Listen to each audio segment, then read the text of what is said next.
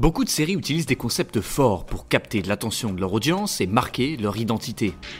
La violence, l'humour, une écriture affûtée.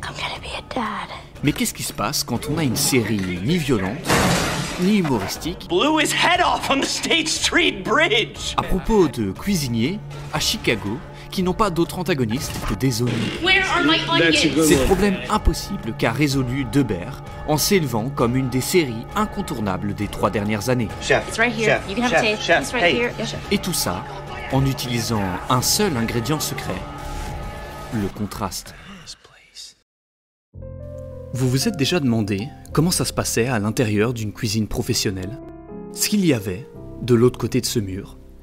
Pas dans un univers magique et merveilleux où les rats prennent les commandes. Pas dans une comédie romantique où tout sonne comme une belle mélodie. Non. Dans la vraie vie. Là où les gens sont stressés, en sous-effectif, et pourtant les uns sur les autres, sous-payés, sous-qualifiés ou sur-qualifiés. Voilà ce que Disney a voulu mettre en lumière avec Debert. Une série qui, au lieu de se concentrer sur le plaisir de l'expérience finale, celle du consommateur qui reçoit son plat tout préparé, là où tout le monde est présent pour acclamer le vainqueur à la ligne d'arrivée, Debert veut mettre la lumière sur les coulisses et la part d'ombre présente en cuisine. Nous montrer que, caché derrière un plat réussi, on nous sert sur un plateau le résultat de stress, d'exigence, de cris, de doutes et de ratés à répétition.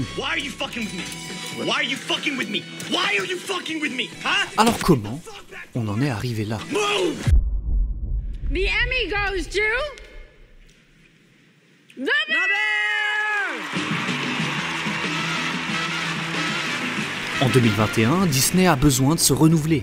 Avec la concurrence des plateformes de streaming comme Netflix, Prime et HBO, Disney+ veulent se prouver à eux-mêmes et à un nouveau public plus mature qu'ils sont tout autant capables de faire une série réaliste, émotionnelle et intense. Quand HBO performe avec Succession, que Netflix impressionne avec The Crown, Disney, lui, produit depuis des années des univers calibrés, lisses, souvent déconnectés du réel. Mais avec Debert, ils prennent un virage brutal. L'occasion de montrer qu'ils peuvent faire autre chose que des contes ou des super-héros, de prouver qu'ils savent encore parler du monde tel qu'il est, sans filtre et sans artifice. C'est là qu'arrive FX et le projet extrêmement risqué que représente Debert.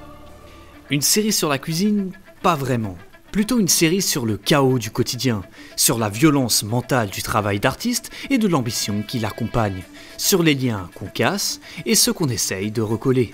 Et pour raconter ça sans ennuyer, sans sombrer dans l'apitoiement répétitif ou le documentaire fade, Debert mise sur une seule chose, le contraste.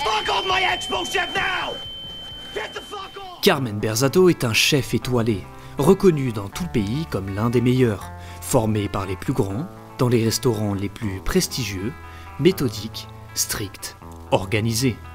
Alors quand il revient à Chicago pour reprendre The Beef, un resto de sandwich en galère, une seule question se pose. What are you doing here, I guess?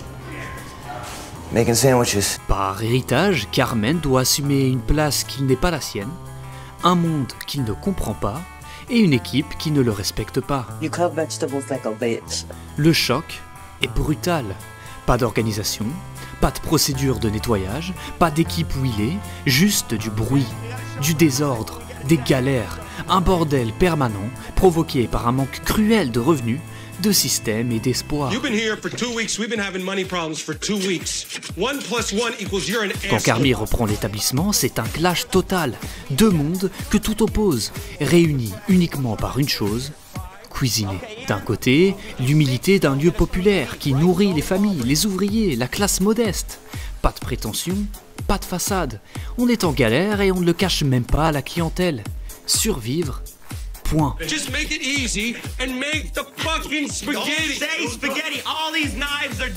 De l'autre, Carmi est rejoint par Sydney, sa sous-chef sortie des grandes écoles. Ils arrivent avec le savoir, les techniques, les codes, le langage de la haute gastronomie. housekeeping, chef. Again, what the fuck are you saying? Anyone understand what he's saying? Housekeeping means you have to clean your stations because this place is fucking gross. I refer to everybody as chef because it's a sign of respect. And I never said I couldn't figure out the spaghetti. I said it doesn't make any sense on this menu, so it is done. Tout ce qu'il faut, en théorie, pour transformer deux bifs en lieux rentables et fonctionnels. Mais quand deux mondes aussi opposés se rencontrent, ce n'est pas la fusion, c'est plus de chaos. I don't care. I do not care what you do up in Napa with your fucking tweezers and your foie gras. You got no fucking idea what you're doing here. None. Zero. Parce que Carmy pense que la compétence est la seule chose qui prime et ne prend pas en compte le fait qu'il n'a plus face à lui des élèves de la grande cuisine, mais bien des amateurs avec leur système bien ancré. Bread stays the same. Gravy stays the same. On l'a compris maintenant, la cuisine c'est intense. C'est bruyant, désorganisé, et ça ne s'arrête jamais. On crie, on se bouscule, on se poignarde. Dans un milieu où l'argent vient à manquer, le personnel laisse à désirer, et le temps est à compter, la dernière chose dont on a besoin, c'est un chef qui perd pied. Et pour nous faire ressentir cette sensation à travers notre écran, il faut mettre en avant le montage. Ce qui rend cette série si stressante, si oppressante, c'est avant tout son montage séquencé. Prenons l'exemple d'une scène du film À vif. C'est propre, stable et structuré. L'ambiance de la cuisine est représentée à travers le montage. Travaille la consistance. Épaissis-la, ajoute la crème et surveille la poêle. Maintenant, comparons cette scène avec une de Debert de la saison 1. Drive. Debert, c'est cette musique oppressante, ces cuts frénétiques qui s'accélèrent au fur et à mesure, cette caméra instable portée à l'épaule, comme si on y était, comme si nous aussi on faisait partie de cette brigade à bout de nerfs. Ces gros plans, non pas sur ceux qui parlent, mais sur ceux qui encaissent. Dans une sitcom, on t'indique qu'en rire. Dans Debert, on te montre comment réagir à la panique. Mais ce tempo-là, il ne serait pas possible sans deux éléments clés. En un, les épisodes courts de 30 minutes. Impossible de maintenir une telle intensité sur une heure. Pas pour les acteurs, pas pour nous. Et en deux, les breaks, les entr'actes, ces scènes calmes, posées, souvent poétiques, qui tombent en plein milieu du chaos. Throw another fork at me, you're gonna get fucking rocked.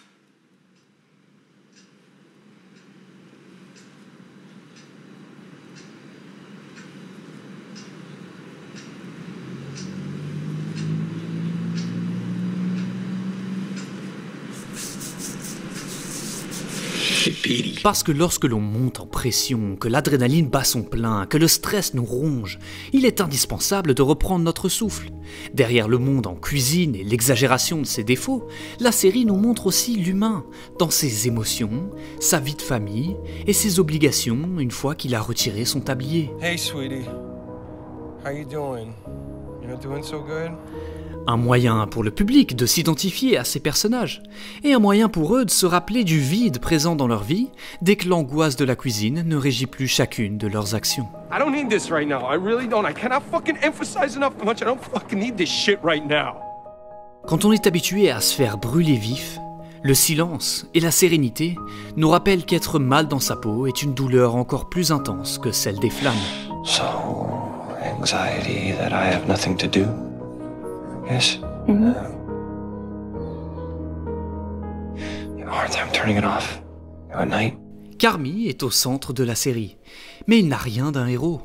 Au contraire, torturé et talentueux, il se plonge dans la cuisine pour mériter l'attention des autres, qu'il pense ne pas pouvoir obtenir autrement. Accro au stress, il est formé dans la douleur, l'autorité et la compétition. You gave me ulcers and panic attacks and nightmares. Yeah, I gave you confidence and leadership and ability. It worked. Carmy fuit sa famille en espérant pouvoir les retrouver avec la gloire du succès. Mais sa famille l'admirait, croyait en lui et comprenait qu'ils étaient un frein à son potentiel. Carmy se sent rejeté, sa famille pense l'encourager. Il cherche alors à prouver alors que tous les autres avaient déjà accepté l'évidence de son talent.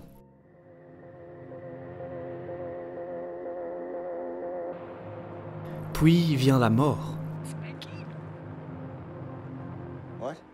Le deuil et les non-dits parlent plus fort que le reste. Carmy est incapable de faire face à ses émotions. Il lutte, rejette et se plonge dans la seule chose qu'il maîtrise encore. La seule passion commune avec un frère disparu. La cuisine. Mais son frère le protégeait d'un monde indigne de son talent. Et ça, le jeune chef ne le voyait pas, ne le comprenait pas. Alors il s'investit avec les seules armes qu'il savait manier, celles de l'exigence, du travail et de la cuisine étoilée. Mais De Beef aussi est en deuil. Ils ont perdu un chef, un ami. Et Carmy prend cette place et s'impose. Il rejette les liens, rejette la communication, rejette tout, se concentre sur une seule chose, le contrôle en cuisine, pour ne pas accepter qu'il l'a perdu partout ailleurs. I felt like I could speak through the food, like I could communicate through creativity and that kind of confidence. You know, like I was good at something that was so new and that was so exciting and I just wanted him to know that and I just wanted him to be like, good job. Carmy est un génie de la cuisine, mais une catastrophe en relationnel. Carmen n'est pas un chef, c'est un cuisinier. Il ne sait pas inspirer, partager et s'ouvrir aux autres. Il lutte contre le désordre en cuisine et celui dans son cœur. Carmy est le meilleur dans l'assiette et le pire partout ailleurs. Right? What the fuck was I thinking? Like I was gonna be in a relationship? I'm a fucking psycho. That's why I'm good at what I do. That's how I operate. I am the best because I didn't have any of this fucking bullshit. Et c'est ce contraste qui rend son personnage aussi poignant.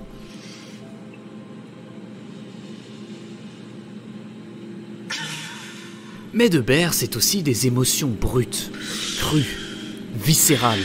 L'histoire d'un jeune chef qui perd son frère, souriant et addict, My brother's an addict. My brother was an addict. qui se suicide sur un pont Blew his head off on the State Street Bridge. et qui laisse un vide dans la vie de ceux qui l'entourent. No letter, no goodbye, nothing. D'une équipe entière qui fait son deuil dans le boulot, dans l'épuisement.